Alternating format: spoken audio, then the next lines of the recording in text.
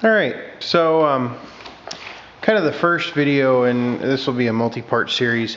The 4066 is kind of just squeezed in the back of the shop here with the 820 and the 1445 and everything else.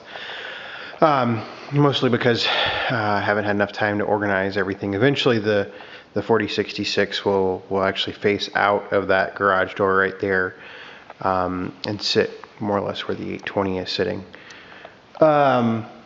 So why a 4066? Why not a 3 series? Why not a 5 series or 6 series? Why not a used machine? Why not a used 4R series? You know, why did I pick this tractor? Why did I pick a brand new 4066R? Obviously, I don't mind used equipment. I have a 1445 that's used. I mean, I've never bought a new machine before. Bought a new truck a couple years ago, but other than that, I mostly buy used stuff. So realistically, it came down to wants and needs. So the wants versus needs is basically we needed, my wife and I needed either a compact utility tractor or just a plain utility tractor. So that means, you know, if we stick with Deere, because obviously I'm Deere centric, I briefly looked at Kubotas when I started shopping. And, you know, honestly, it's one of those things, it's a familiarization thing. And I just wasn't feeling it. So basically the 3, the 4, the 5, and the 6 series is what I was after. Well, we can throw the 6 series out because the 6 series won't fit through that garage door right there. So the 6 series was out. That leaves the 3, the 4, and the 5 series. So kind of just got to sit down. A couple months ago I did a video on how to pick a garden tractor. Well, the same principle applies for how to pick a utility tractor versus a compact utility tractor, so on and so forth. So why do we need this? We have 11 acres all total on this piece of property. I don't know if I've ever described that before, maybe a long time ago. We have 11 acres. We have 1 acre of gravel driveway. The driveway has a fair number of grading problems that I need to attend to. We also have snow removal. You've seen that the 1445 right there has done a good job at snow removal, but I need something that's a little bit faster. For every one of those 1445 videos I posted, there was about an hour and a half worth of footage. Also, the weather gets very, very cold here.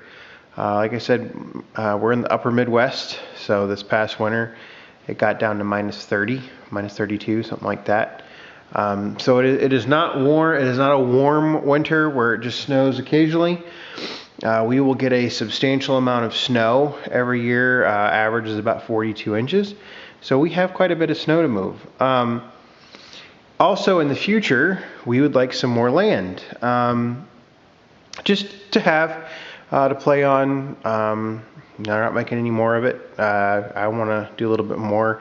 This is a hobby for me. It's just a straight up hobby. So we just want land just to own land. Probably 30 to 50 acres somewhere in the next 5 to 15 years. That's kind of the goal there. And then also we have a hobby, or I have a hobby. Clearly it is John Deere stuff.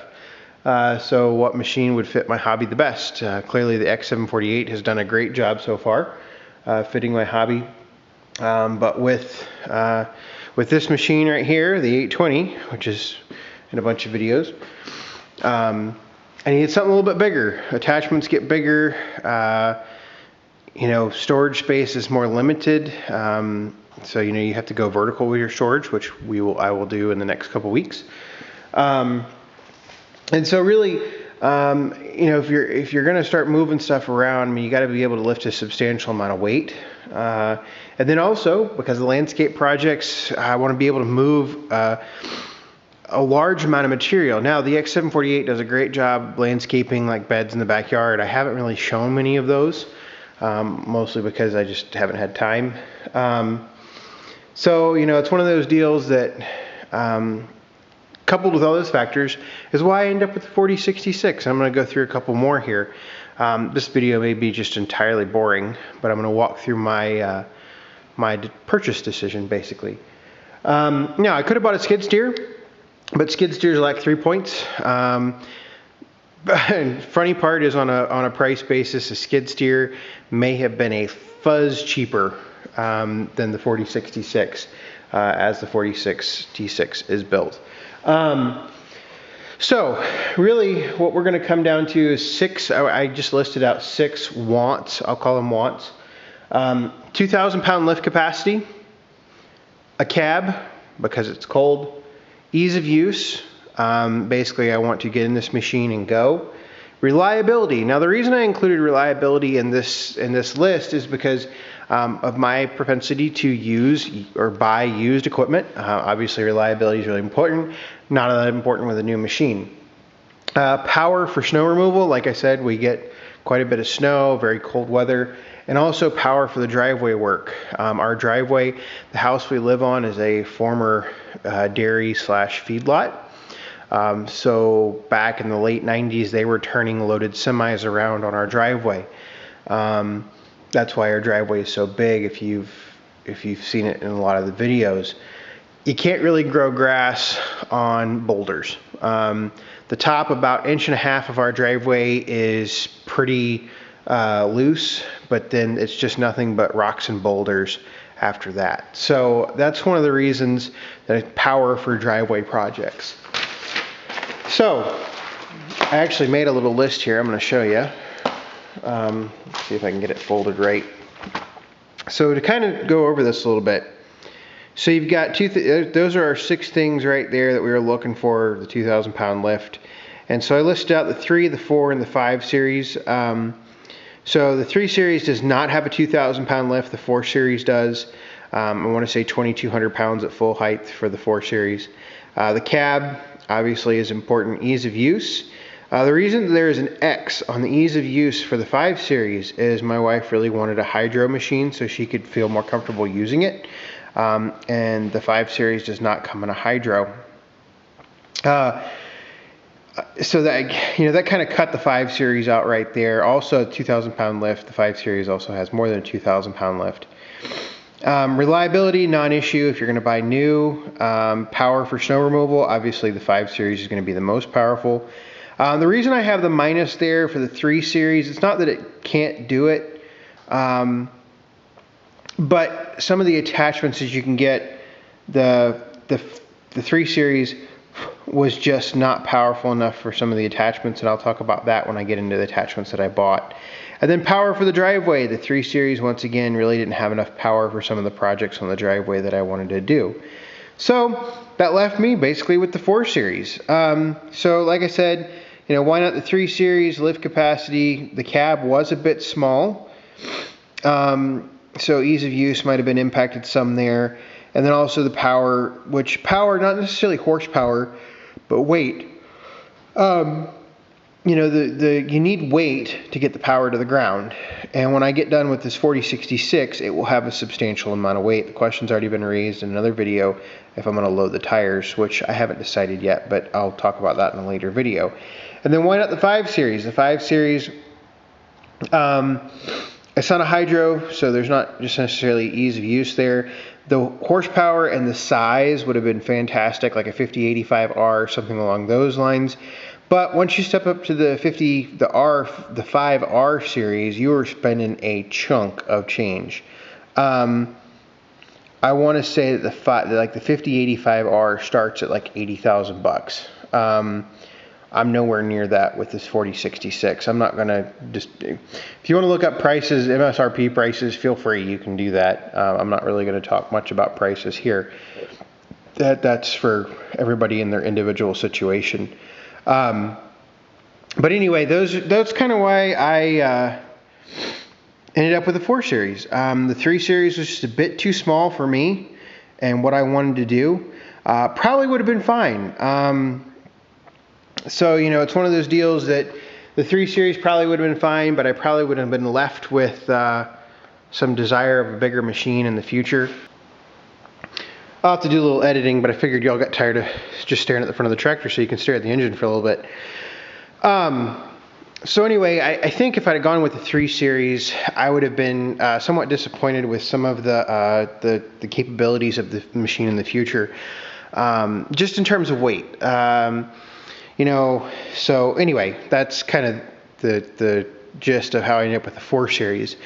Now, the big question becomes new or used. Obviously, I could have gone used. Some of the older 4 Series, like the 4400, 4500, 4600, the 4510. My father actually has a 4510. A great little tractor. Got a friend with a 4410. You've seen it in some of the videos that I've done. I don't know if those are public or not. And then I could have gone to the 20 Series, like the 4720 or so. You can get those with a cab. They're nice. So there's nothing. It's not that I didn't want to go used, but once you go used, then you're talking about somebody else has used it, reliability, et cetera, et cetera. So that's certainly something to consider. So really, it boils down to do I want maybe a 4720? Do I want a used 4066? Or do I want a new 4066? And what it boiled down to is price. By buying new, I got exactly what I wanted. I didn't have to buy any additional kits, et cetera, et cetera. I have a warranty. There's better financing. I mean, if you think about it, and I've gone over this with the garden tractor, talking about garden tractors a little bit, but with the financing available today, you can get 0% from Deere, or you can go borrow it from the bank at 4.9 or 5.9%. Well, when you're talking about a substantial sum of money, I mean, that can add up over 3 to 5 years, depending on how long you want to finance it. So if you actually look at what is available in the used market with a couple hundred hours, sometimes it's not cost saving. You're not saving any money because you're eating into those savings by interest expense. That's just a fact of life. So you really have to do a lot of math before you go buy one. So that's basically how I ended up with a new unit. I really don't like to buy new things. I obviously have no objection to buying used stuff, as shown by all my other stuff that I own. But anyway, so once I decided, the 4 Series, then I had to decide which 4 Series do I want. There's the 4044, the 4052, and the 4066. The R Series is what I was after for the cab. The M Series does not have a cab. So I had the option at PTO horsepower for the engines of 43.1, 51.1, 51.5, and 65.9, or PTO power of 33.6, 41.2, or 57.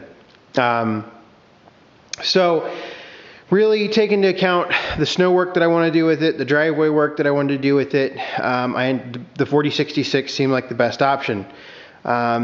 So that's how I ended up with this tractor.